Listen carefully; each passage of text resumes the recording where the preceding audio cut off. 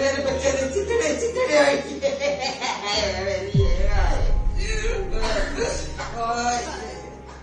कहते हैं फौजियों की मोहब्बत आम नहीं होती, क्योंकि उसमें सिर्फ दो दिल नहीं धड़कते बल्कि बीच में तिरंगा लहराता है।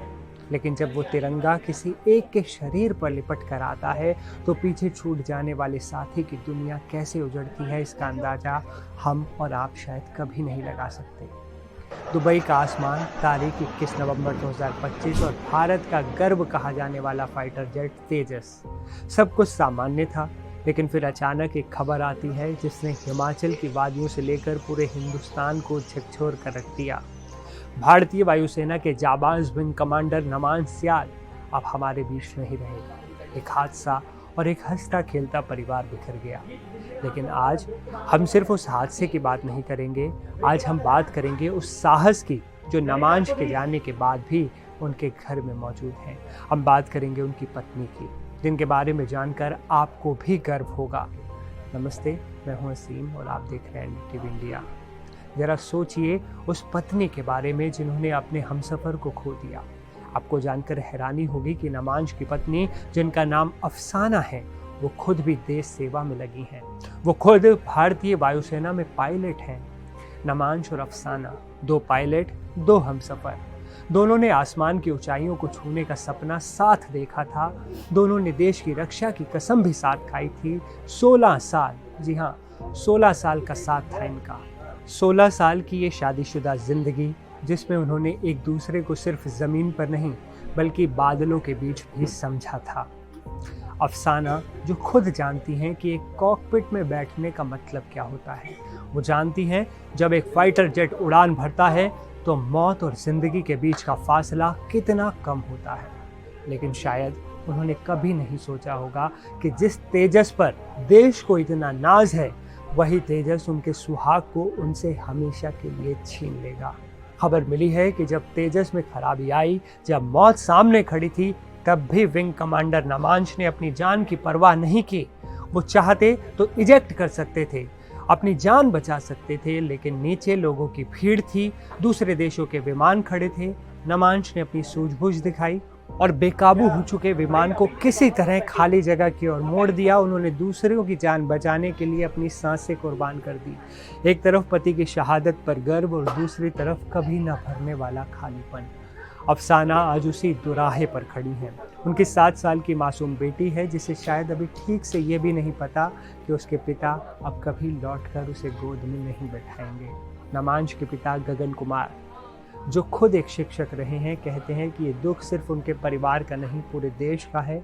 गांव में भी सन्नाटा पसरा है।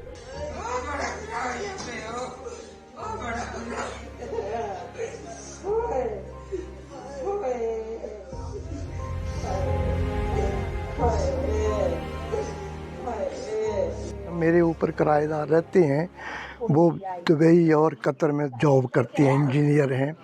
ये वाइफ ऊपर चली गई और उन्होंने, वो छुट्टी आया हुआ आजकल, उन्होंने उसको बोला कि ऐसे ऐसे हो गया और अपने सोर्स से आप कंफर्म करो कि क्या हुआ है। उसने एकदम वहाँ कंफर्म किया और उसने एकदम बता दिया कि नहीं, वो लड़का तो एक्सपायर हो गया और मतलब एक्सीडेंट नहीं, क्रैश में वो मारा गया है। उसके बाद मैंने ब्रदर को बताया कि ऐसे ऐसे, वो तो लड़का तो ख़त्म हो गया है। नमांश का बचपन का सपना था पायलट बनना। कांगड़ा के छोटे से गांव से निकलकर दुबई के एयर शो तक का सफ़र और फिर वो आखिरी उड़ान। अफसाना भी पायलट हैं। वो जानती हैं कि शहादत का वजन क्या होता है।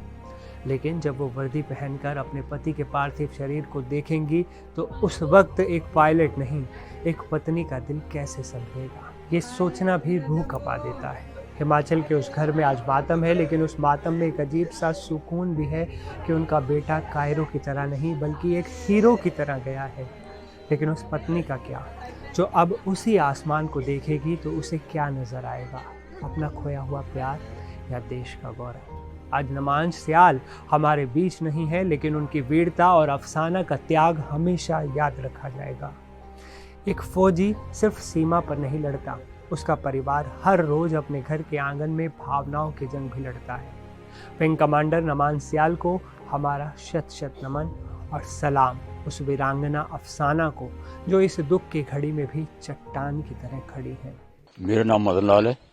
मैं ये सेरा थाना पंचायत के टीका थास खाना का रहने वाला हूँ और जो ये हादसा हुआ है उनके घर के बगल से हूँ और मैं भी एक एक्सर्विसमैन हूँ। आर्मी मेडिकल कोर्स से हवलदार रिटायर्ड हूँ। मुझे इस चीज़ का बहुत दुख हुआ जब मैंने सुना। उनके पिताजी जो हैं वो भी आर्मी में थे और उसके बाद प्रिंसिपल रिटायर हुए वो एजुकेशन डिपार्टमेंट से। एक लड़का जो कि फ्लाइंग अफसर नियुक्त हुआ उनका, लड़की है एक, वो शादी कर दी है उनकी और लड़की के शायद मुझे जहाँ तक ध्यान है 2 बच्चे, एक बच्ची है और उनकी मिसेज भी मैंने सुना है कि वो इंजीनियरिंग अफसर है जी। तो सारे गांव में ये खबर तो आपकी तरफ फैल चुकी है? जी जी, सबको पता चल चुका है और कल लगभग 4-5 बजे से सब लोग दुखी हैं इस चीज को सुनकर। हमें तो कल शाम को पता चला था, मुझे तो 5 बजे के पता चला था। मेरा भाई दिल्ली में गया था, उसका फोन आया था कि ऐसे ऐसे जो हमारे गांव में अपना जगन्नाथ जो हमारे भैया जी हैं उनका जो बेटा जो है वो दुबई में जो है अपना अभ्यास करने के लिए गया हुआ था। उसकी जो है मतलब दुर्घटनाग्रस्त हो गया है जहाज। मैंने वो सोचा यार ऐसा तो नहीं हो सकता, मैं पता करके बताता हूँ मैं आपको। तो जब पता चला, मुझे हमारे दुकानदार हैं यहाँ पास में ही हमारे, वे अपना तरसेम भाई जी जो कि करियाना का दुकान है उनसे उनको फोन आया था हमारे भैया जगन्नाथ का, उनके पिताजी का, कि उन्होंने कहा था कि मेरे बेटे की जो मृत्यु हो चुकी है।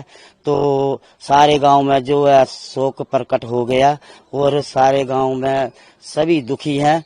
और अभी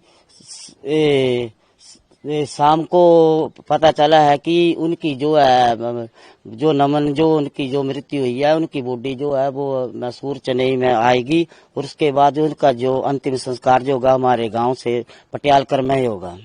मेरा नाम लेखराज, मैं एक्स आर्मी रिटायर हूँ और मैं इसी गांव का हूँ, हमारे पड़ोस के ये भी। और मैं कल शाम को सुना कि ऐसे ऐसे जो विमान है वो दुर्घटनाग्रस्त हो गया है, जो कि हमारे यहाँ एक बहुत अच्छे होनहार पटियालकर गांव के लड़का थे ये और विंग कमांडर थे, ये बहुत अच्छी पोस्ट के ऊपर थे। तो सब जो रात को हमारे को पता लगा तो हम उस टाइम में मतलब पता हमने किया पता कि ऐसे ऐसे हो गया। फिर हमने प्रधान को फ़ोन किया, शशि प्रधान एक्स प्रधान है हमारे ये, इनको फ़ोन किया कि ऐसे ऐसे बात हो गया। बोलता हाँ यार ऐसे ऐसे हो गया है। फिर हमने भी तब जाके पता चला। फिर तो कल से ही लोग आना शुरू, कल से लोग आने शुरू हो गए थे और गांव में भी आज शोक का लहर बहुत ज्यादा, मतलब गांव में क्या पूरे नोटा ब्लॉक के अंदर ही देश दुखी। हाँ ये बात है।